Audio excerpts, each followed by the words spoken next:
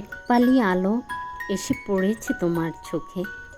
আমি আলতো করে জিজ্ঞেস করলাম, কি রাগ করলা? তুমি চোখ পেরালে না, জানালার বাইরে তাকিয়ে রইলে, যেখানে মেঘ জমেছিল আকাশের বুকে। ঠিক তোমার মনের ভেতরটার মতোই আমরা কত সহজে বলে দিই ভালো আছি, অথচ আমাদের চোখের কোণ, আমাদের আঙ্গুলের নীরব কম্পন সব সত্যি কথা বলে দেয়।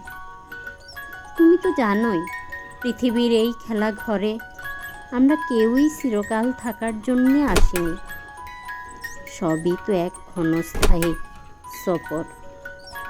তবু এই মায়া, এই চেনা মানুষের বুকে একটু আশ্রয় খোঁজার আকুলতা,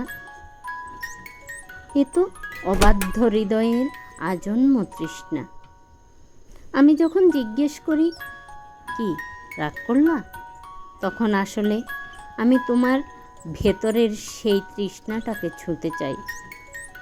আমি জানি এই দুনিয়ায় তোমাকে অনেক আঘাত করেছে, অনেক চেনা মানুষও বড্ড অচেনা লেগেছে, কিন্তু অভিমান করে কি অন্তরের আলো নেভানো যায়? যার সাথে আত্মার কোনো অদৃশ্য সুতোর টান থাকে, রাগ তো কেবল তার সাথেই মানায়। স্রষ্টাও তো আমাদের উপর মাঝে মাঝে এমন অলিখিত অভিমান করে বসে থাকেন, যখন আমরা নিজের ভেতরের শান্তিটাকে ভুলে বাইরের কোলাহলে হারিয়ে যাই। বুকের ভেতর চেপে রাখা পাথরটা এবার নামিয়ে রাখো, চোখ তুলে তাকাও, সব মেঘ কেটে যাবে যদি তুমি চাও।